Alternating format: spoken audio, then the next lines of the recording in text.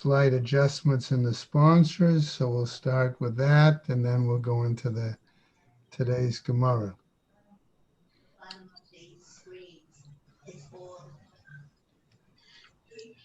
The sponsors for a year of learning, Dr. Paul Koningsberg, in memory of his brother, Dr. Sam Koningsberg, Shimon Ruvain ben Labush, and Ed Goldberg's cousin, Nisan Hara Nisan ben Fardosa, Paula and Bob Bromberg, in memory of their dear friend Julian Smith, Yehuda ben Yisrael, Malcolm Mann, in memory of her family murdered in the Holocaust, Harav Tzvi Hirsch ben Shlomo Yaakov, Sarah bat Ephraim, Yisrael David ben Harav Tzvi Hirsch, Ephraim ben Harav Tzvi Hirsch, Adia bat Harav Tzvi Hirsch, Miriam bat Harav Tzvi Hirsch, Pesel bat Harav Tzvi Hirsch, Shalom ben Harav Tzvi Hirsch, Shlomo Yaakov ben Harav Tzvi Hirsch, Shmuel ben Harav Tzvi Hirsch.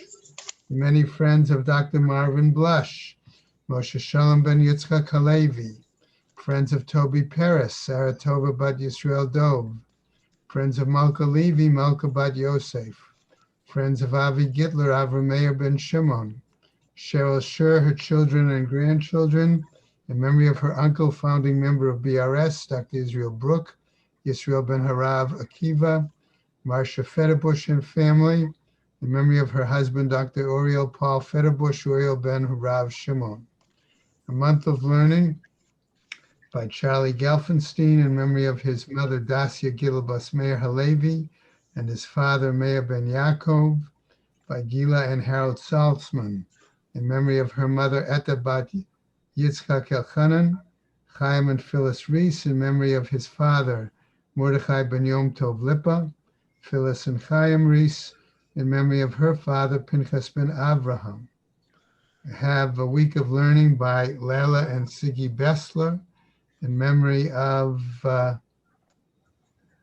father, Mordechai ben Yisrael Yitzchak, and a week of learning by Ron and Susan Podolsky, in memory of his mother, Fredel Bas Shraga Feivel.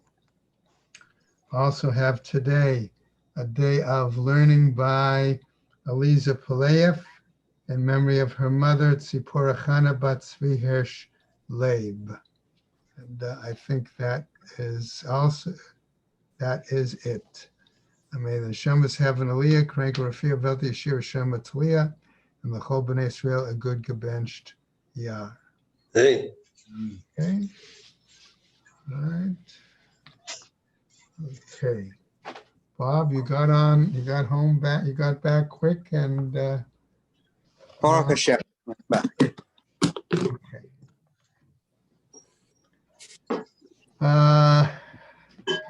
We saw in the Gemara, just quick review, and then we'll jump right in, that we're clear that the idea of or is evening, right? And we saw then that there was a question that after the discussion of the language of the Mishnah with the word or, question of the time. Why does the Badika have to be done at night, as opposed to why not do it the next morning if you have that, let's call it lag time, till the 5th hour or 6th hour, okay, remember the machloket, okay, to where you're prohibited to have any chametz. And then the Gemara went into an effort to show a comparison between the fact, based on Hekesh, okay, of Psukim, that we saw that we do the Badika when we're no longer permitted to eat chametz. And we're not permitted to eat chametz when we're supposed to eat matzah, okay? So on the top of Hey Amud Aleph, where we sort of had gone a little bit there, we saw that Hekesh was being presented, okay? And the prohibition of eating leaven, eating matzah, things like that. So the Gemara I'm going to pick up with a little bit ahead of where we stopped, actually, okay? It says, Ve'ema, the Rabot Leil Yudalid Biur. Okay, so why not include the night of the 14th for the biur, for the destruction, for the removal of the chametz, biyom kativ. We said because it's written on the day in the text of the Torah. Ve'ema mitzafra. Okay? And I would say, so then do it in the morning. Okay? So the Gemara picked up ach chilek. Okay? Which was pretty much where we stopped yesterday. That the term ach is a meaning but is a limiting term. In other words, it implies only part or half of the day, right? So continuing from there, we're going to see that the Gemara wants to explore this topic in a little bit more detail, okay? The Bei Rabbi Yishmael Tana, right? Saying that the Academy of Rabbi Yishmael taught as follows, Matzinu Yudalid Shenikra Rishon, we find that the 14th of the month is referred to as the first. What does that mean? Shenamar, Berishon ba'arba'a asar yom lechodesh. Okay, on the first. So what does it mean here first? Of the 14th of the month. Rav Nachman bar Yitzchak Amar, Rishon de me'ikara mashma. So Rav Nachman bar Yitzchak is darshaning the word here, Rishon, okay? Not as the first day of the week, not as the first month of the year, but he's using a different, okay, what it means on the first. In other words, what comes earlier? That is the time of the 14th. In other words, on the eve, the very beginning, if you will, of the 14th is when this search has to be taken care of and destruction. The Amarkra, as said by a pasuk, Harishon Adam Toled. Hey, namely that were you born first or prior to Adam? Okay, Ella rather, Me'ata, or perhaps we can derive it from the following pasuk. Ulekachtem lachem biyom harishon. Okay? Saying here too, right? That maybe translating it, you shall take it on the first day, the lulav. In other words, prior to the holiday, right? Hachanami, here too, rishon de me'ikara mashma. Are you saying then that when the reference in the pasuk to Sukkot and taking the lulav, that's also from before in the pasuk? Shani hatam, it's different there. The kativ usmachtem lefnei Hashem Elokeichem shivat yamim, because the pasuk specifically says, rejoice before Hashem 7 days. And therefore, continuing there, what do we have? Right, the following. Ma shvi'i lechag, the same way that the seventh refers to the seventh day of the holiday. Af rishon lechag. So the first there in that pasuk must refer to the first day of the holiday. Hachinami, here too. Okay, couldn't we say the following? Ketiv, it's written, Ach biyom harishon tashbitu. Okay, a pasuk that says here clearly first, referring to the first day of the holiday. Right? That's when you should destroy it. But then we also have Shivat Yamim Matzot Tochelu, another pasuk that says for 7 days you shall eat matzah. Okay? So that seems to be a contradiction there. Im kain nichtov kra rishon. If that's the case, the fact is that the pasuk should have said ach biyom rishon tashbitu, on the first day, implying the first day of the holiday. But the pasuk doesn't say that. It says ha rishon, the first day. So how am I going to darshan the hay of ha rishon? Lamali, why does it say that? Shmamina likida amran. Learn from that, as we have said, that it has to be before the actual first day of the holiday. Okay? Ihachi, if that's the case, hatam nami, there too. In other words, when we talk about Sukkot, nami harishon lamali, therefore, why there does it say the first day? Okay. But two, and furthermore, hatam dichtiv, there it's also written as follows: Biyom harishon Shabbaton, uviyom hashmini Shabbaton. Okay, where it's written the first day is a day of rest, and the eighth day is a day of rest. Emar, I would say, Rishon the me'ikara mashma, that when it refers to first, maybe it implies to what comes before, the prior situation. Gemara answers, Shani hatam. No, it's different there. Why? The Amar Kra, because the Pasuk says, Uvayom Hashmini Shabbaton, that on the eighth day is a day of rest, implying Mashmini Shmini Dachag, since the eighth refers to the eighth day of the holiday, Af Rishon, Rishon Dechag. So likewise, first in that pasuk must refer to the first day of the holiday. So therefore I ask, what about the fact that it says in the pasuk, Biyom HaRishon, Ha-Rishon, Lamali? What is that for then? Lema'ute cholo shel moed. That comes to eliminate, to exclude the intermediate, days of the holiday. But the Gemara then challenges that and says basically, cholo shel moed mirishon ushmini nafka.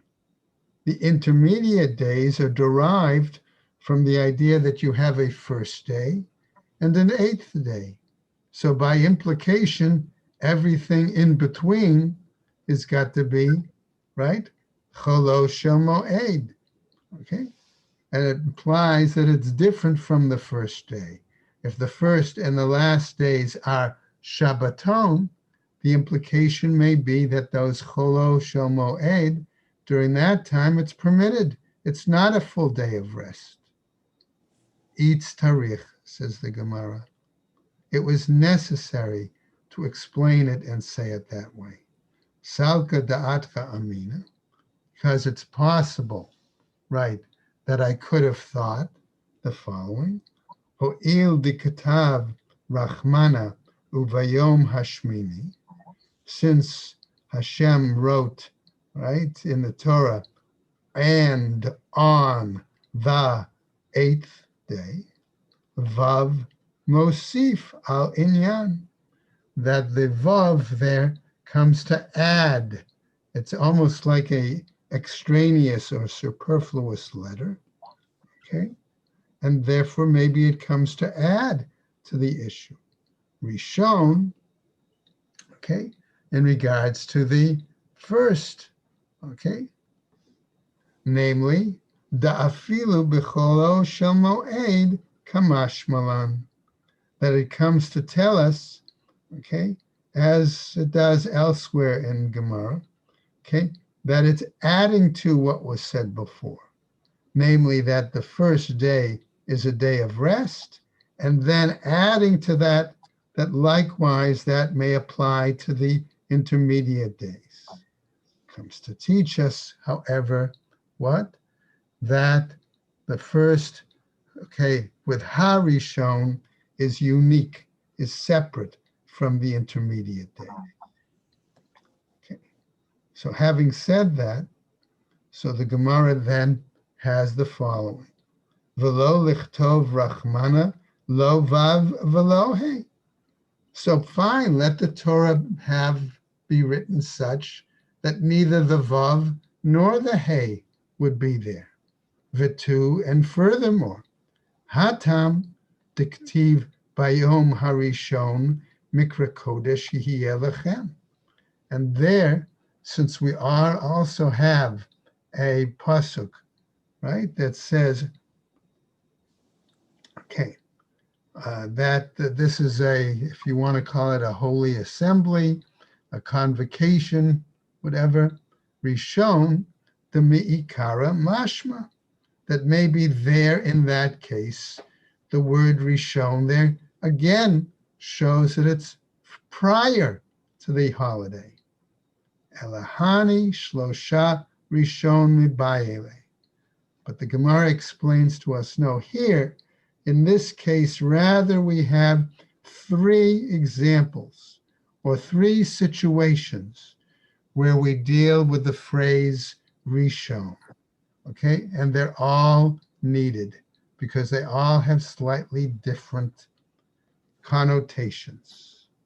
Likidatani, as was taught to Bei Rabbi Ishmael in the academy of Rabbi Ishmael, namely Ditana de Bei Rabbi Ishmael, where the academy of Rabbi Ishmael taught, B'schar shlosha rishon, zachu l'shlosha rishon. Okay, and the merit, I'm going to say, of the word first, we find that the Jewish people benefited three results that were, so to speak, firsts. Okay? Namely, number one, lahachrit zaro shel Esav. Okay? Namely, to eradicate the progeny of Esav.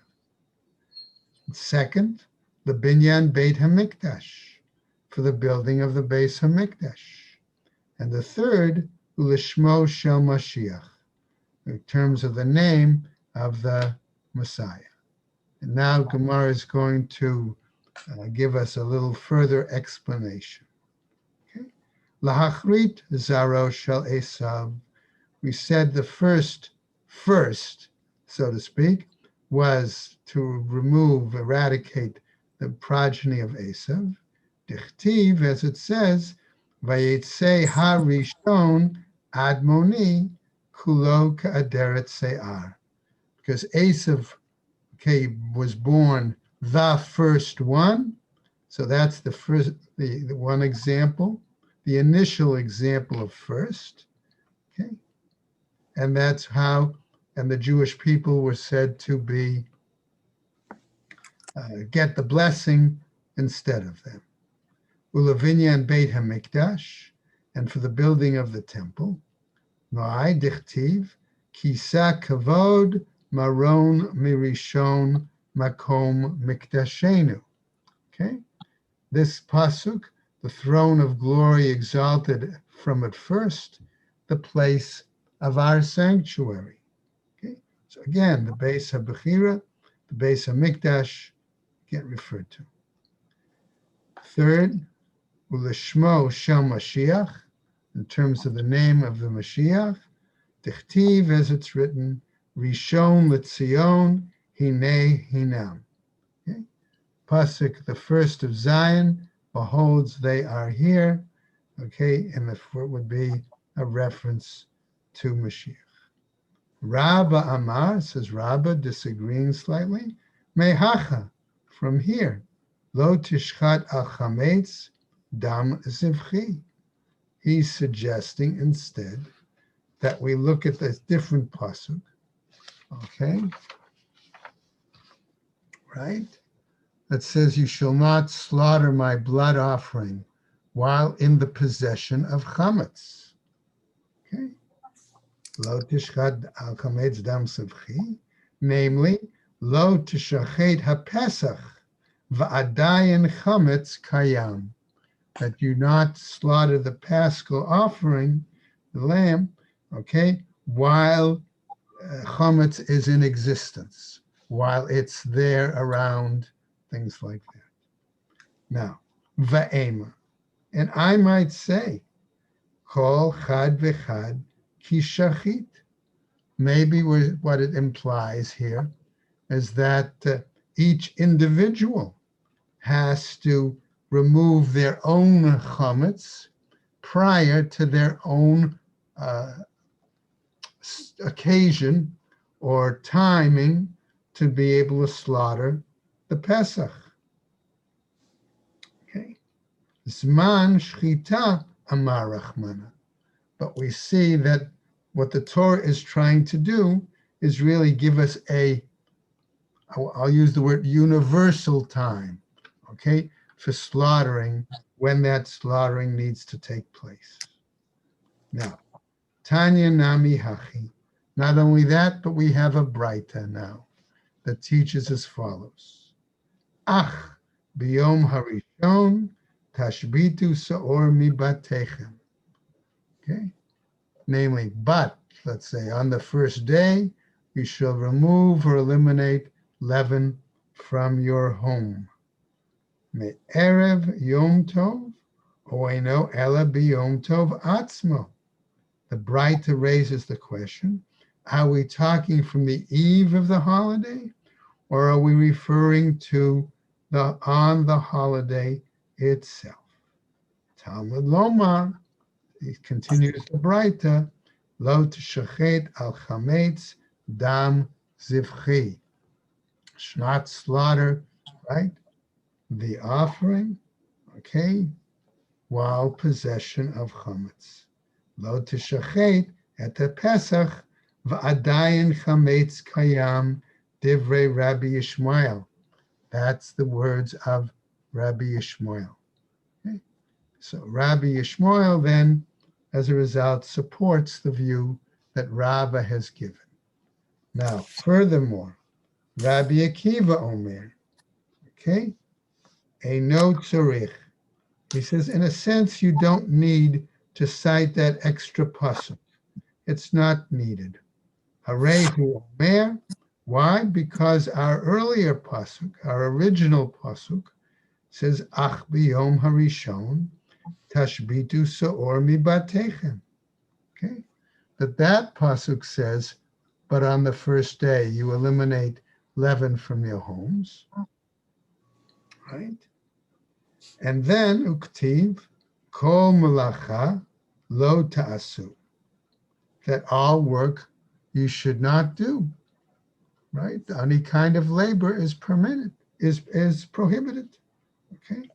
Umatzinu, and we find Darshan's Rabbi Akiva, lahav ara shahi av malacha.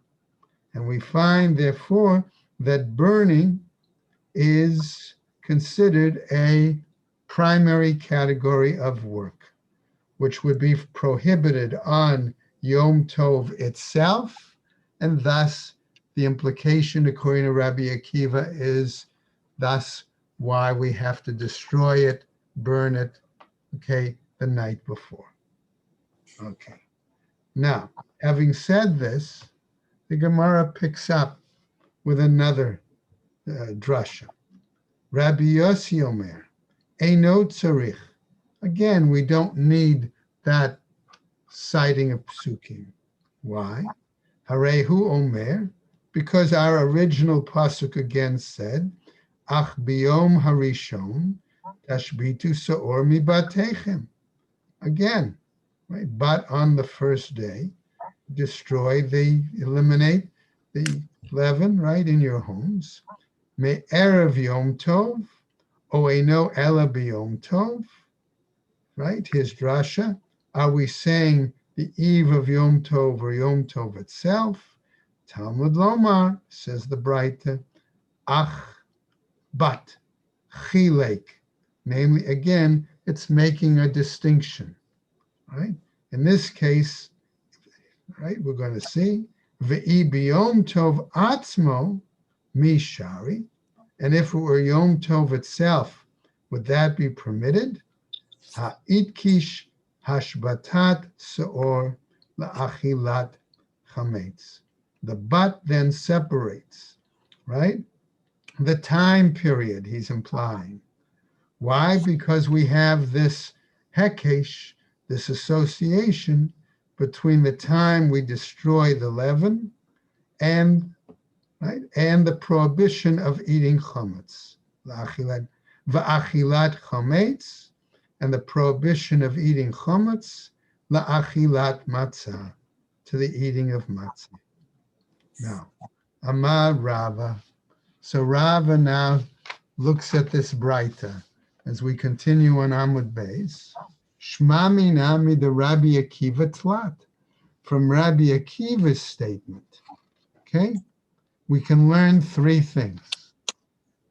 First example, Shmamina ein biur chametz eles reifa, that the way of removal, destruction, is through burning. Okay, that would be one example. Second, ushmamina havara lechalek yatzat. Okay, namely that we've learned that when the Torah has cited the example of lo tevaru eish b'chomot v'oshvotechem, that pasuk, okay, that pasuk was singled out, okay, among all the avot melacha, okay, for special attention, right?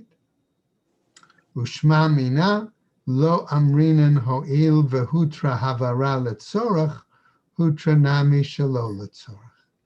And therefore we've also learned, okay, that if we say that kindling is permitted, for example, on Yom Tov, for food-related purposes, okay, that it's going to be permitted for non-food purposes? No, that's not the case. So we learned those examples from Akiva, Rabbi Akiva according to Rava. Okay, having gone through that discussion, our Gemara picks up in a new Braita, and the new Braita is going to go into a bit more detail on the prohibition of chametz. Tanu Rabbanan, says the Braita, Shivat Yamim So'or Lo Yimatzei Bevatecha. 7 days, 7-day period, should not find chametz leaven in your homes. Ma Talmud, what is the text trying to teach us here? V'halo kvar ne'amar, but wasn't it already said in a previous pasuk? Lo yira'eh lecha se'or, v'lo yira'eh lecha chametz b'chol gvulecha, that it should not be seen, right? Chametz should not be seen, nor leaven be seen throughout your borders. And so the Gemara says, Lafi shene'amar, lo yira'eh lecha se'or.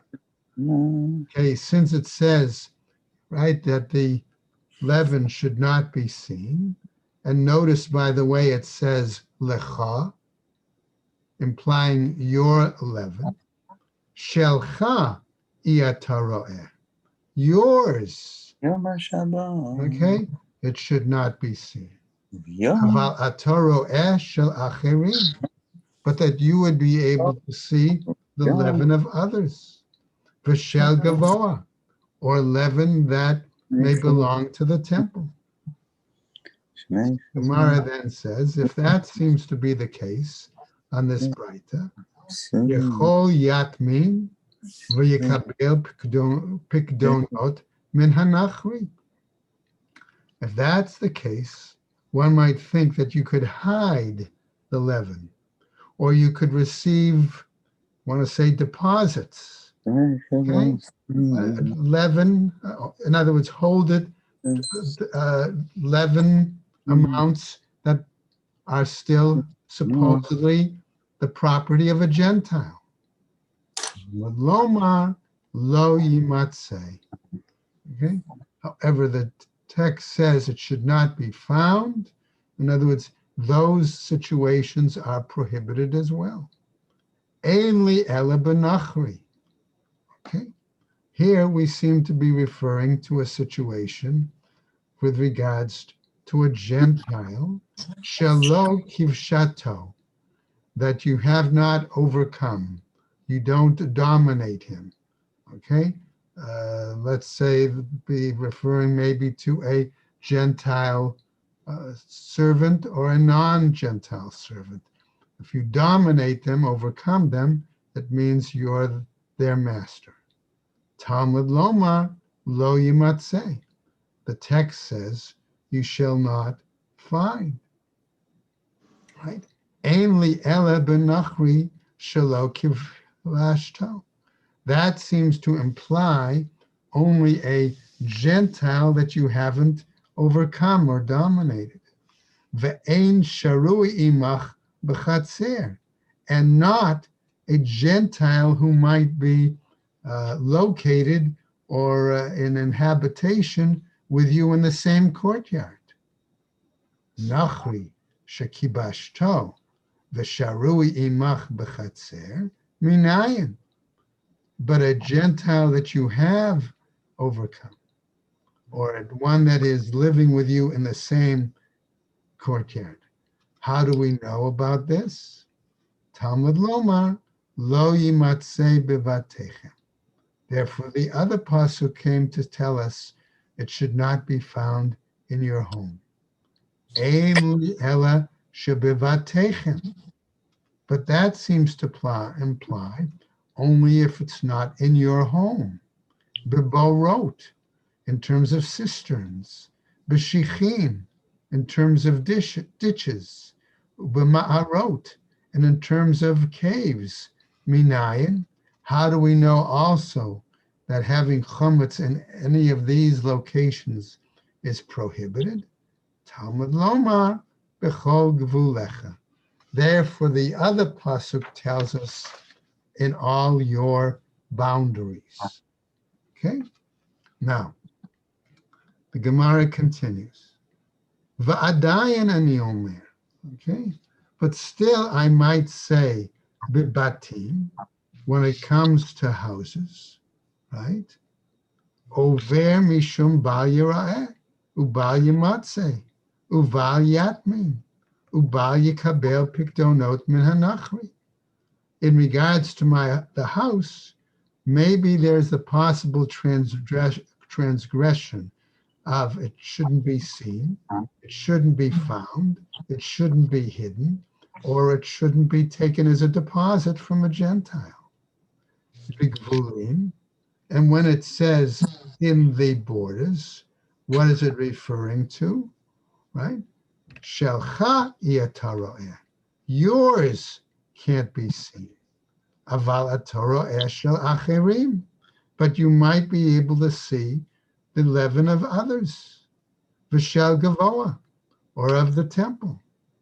Minayan litain et ha'amur shel zeh bazeh, v'shel zeh bazeh. Okay, on what basis then do we say that this statement applies to this situation and this statement applies to the other situation? In other words, how can I say that Gvulin applies beyond Batechem and Batechem applies a different situation to Gvulin? Talmud Lomar, okay, the text tells us, Sa'or, l'gzera shava. Okay. Namely, that we're going to now do a gzera shava, okay, a matching, I'm going to use the word, of two psukim using common language, okay. Ne'emar Sa'or bevatechem, because it says Sa'or in your homes. Sa'or lo yimatzeh bevatechem, okay, where it says that the leaven should not be found in your homes. V'ne'amar Sa'or bigvulim, and it says also Sa'or in regards to your boundaries. Lo yireh elecha Sa'or, that you should not see the Sa'or. Mas Sa'or ha'amur bebatim, over mishum bal yireh ubal yimatzeh ubal yatmin, ubal yikabel pikdonot min hanachri. Okay, so now we're further exploring the rest of the Gzera Shava the same way, right? That it's also written no or in your border, right? And the same way it's written there, that it's not written about Se'ar, or regarding houses, namely that one would transgress, not seeing, not finding, not hiding, not receiving it as deposits from Gentile. Or ha'amur bigvulin, so we're going to apply the same law vis-a-vis the same phrase simply in the other pasuk, right? Namely, again, same situation. Af seor ha'amor b'gvulin. So likewise, seor, when it's talked about in regarding the pasuk of gvulin, over mishum bal yira'eh, ubal yimatzeh, ubal yatmin, ubal yikabel pikdonot min hanachri. The same prohibitions. Now, furthermore, the Gemara then says, Umas seor ha'amor b'gvulin, and whereas seor, referring to that in the boundaries, in the borders, shalcha iyataroeh, yours you cannot see, aval ataroeh shel acherim, b'shel gavoa, but you may see that which belongs to others or to the temple. Af seor ha'amur b'batim. So likewise, leaven then that's referred to in regards to houses, shalcha iyataroeh. Excuse me. Yours you cannot see. Ava ataroeh shel acherim v'shel gavoa. But you may see that belongs to others or that belongs to gavoa, to the temple. Okay, to the Most High. All right. Now, remember we said, are we talking about the status of the Gentile? Whether you overcome, you dominate that Gentile or not. So Gemara picks up and analyzes this Braita with the following. Amar Mar, says the master. The master said earlier, Ein li ela ben nachri shelo kivashto. We're talking about a Gentile that one doesn't dominate, overcome. Ve'ein sharui imach b'chatzer, and one that doesn't live with you in the same courtyard. Nachri shekivashto, a Gentile that you dominate or overcome. V'sharui imach b'chatzer, or one that lives in the same courtyard with you. Minayin Talmud lomar lo yimatzeh. Okay, how do we know on what basis it says that it should not be found? Klape laya, says the Gemara. On what basis do you say this? Okay, it seems on the contrary that you can't say it that way. Amar Abai ipuch. Abai says, no, you have to reverse it. Rabba Amar Olam Lo Tipoch. Rabba says, no, you don't need to reverse it, the order of the Braita.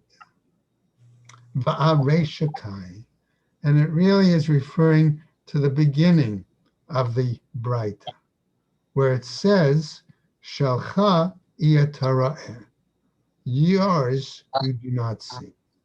Aval ataroeh shel acherim v'shel gavoa, but that you may see that which belongs to others or belongs to the Most High.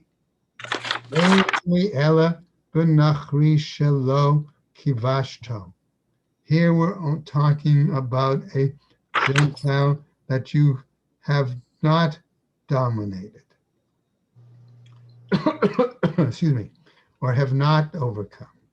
Ve'ein sharui imach b'chatzer, and also about a Gentile that doesn't live with you in the same courtyard. But if we're talking then about a Gentile, okay, who you do dominate or overcome, v'sharu imach b'chatzer, or one who lives with you in the same courtyard, okay, what about those? Minayan? How do we know what the status is there? Talmud Lomar, lo yimatze. There, we say the text states that chometz of that Gentile should not be found. Now, having said that, okay, the Gemara wants to make a certain comment here. He says, V'hai Tana, Mahader Ahitera, V'nasiv la kra le'isura. But here this seems to imply that this Tana is, I'm going to use the word Mahader here as retracting, okay, in a sense, is taking back, right, a statement that would have been permissible, and instead emphasizing, putting forth a verse that is going to be a prohibition. Is that what we're doing? Okay.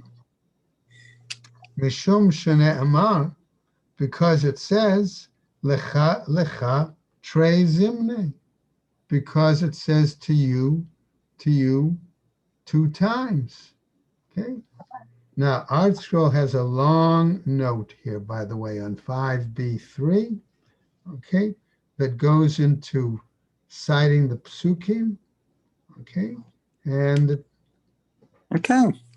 trying to deal with this explanation, okay. I just want to point out, just briefly, okay, besides, again, pointing that, if you look at the, okay, that Art Scroll basically is saying that maybe this is a problematic explanation. Okay? Amar mar. Okay? So now, however, the Gemara doesn't define that, but goes on in another situation and says, from the Braita, it also seems to tell us the following. Amar mar, yachol yatmin v'yikabel pikdonot min hanachrim.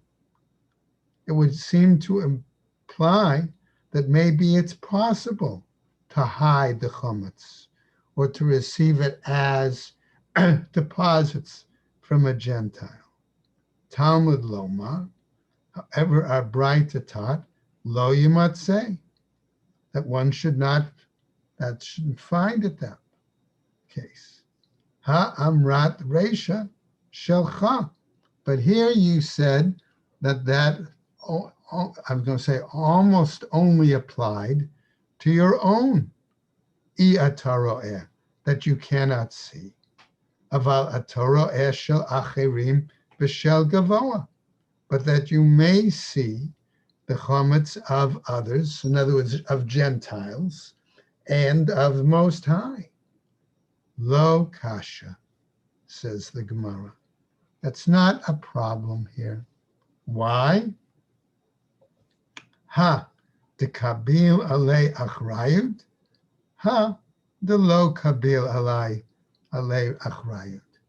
That the question is really whether one took any, if you want to say, responsibility for it, or if one did not take any responsibility for it. In other words, if you were taking responsibility, the implication is yes, okay, you therefore cannot have it in your possession. The other is that's not the case. All right, and to clarify that idea of responsibility, Gemara now brings us an incident, a story. Ki ha de amar laho Rava livnei mechoza.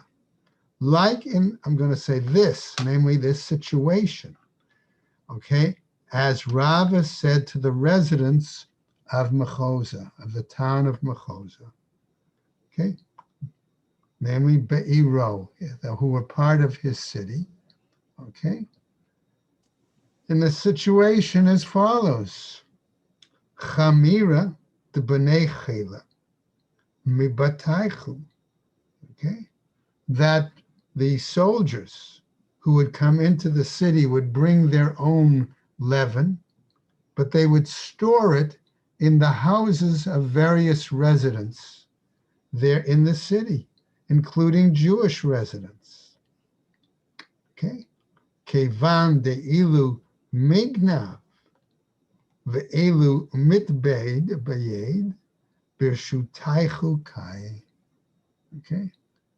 What he's saying is, okay, that in this case, because the chametz could be stolen or could be lost, okay, and therefore the soldiers would hold the Jews, if their house was being used, responsible. Birshutaychu kai. It's like it's in your own reshus. It's in your domain. It's like it's yours. Ubeitu, okay, and therefore it would be forbidden for you to have it. Ubeitu leshlume, okay, and therefore, what can we say, right? And therefore, you would need to pay, right? In other words, either the Jews would have to pay back the soldiers. Kedalichun dame, right? It's therefore like yours, va'asur, and forbidden. Now, hanechelaman da'amar davar hagorem lemamon kemamon dami. That explanation is acceptable according to those who argue that, if it's like money, right, therefore it's compared to money, and you would have that responsibility. Ela laman da'amar lav kimamon dami. But if you hold that it's not like money, okay, it's not considered like money, my ikalamemar, what are you going to say there? Why should the Jews then be responsible for that Gentile chametz, right? Shani hacha. It's different here. The amar lo yimatzeh. Why? Because the Torah says it should not be found. In other words, in your possession. Ika da amri. And there are those, however, who explain it and tell it as follows. Hanecha leman da amar davar hagorem lemamon lav kimamon dami. Okay, that it's okay, it's satisfactory according to those who say, right, that something that can cause a benefit with money, right, is not like money. Okay, let's just go over a little bit, right? Hainu de itzterich lo yimatzeh. That's why the verse is needed to say should not be found. Elalaman da amar kimamon dami. But according to those who say it is like money, lo yimatzeh lamali. Why then do I need to apply, I'll say, the verse of it should not be found? It's tarich. We'll say it's needed here. Salka da'ata chamina, because it's possible I might have said, o il v'chi ite, right? Because it's there, it exists there, hadar ba'ene, okay? It's namely returned in its pure form, lav birshute kai, okay? And maybe it's not then considered in the possession of the Jew. Kamashmalan comes to teach us that's not the case. And the Jew is still going to be considered responsible and liable for that chametz. And that's where we're going to stop right there for today. Okay? Thank you. Have a Everybody wonderful day. have a good Thanksgiving. Hopefully Yes. if you're not be able to eat with family, at least you'll maybe see family on Zoom or something like that. Yeah. Or learn with family. Why not? Learn with them. That's noch besser, right? Have a great day. Take care and have a safe, happy day, everybody. Thank you. Have a good day. Good.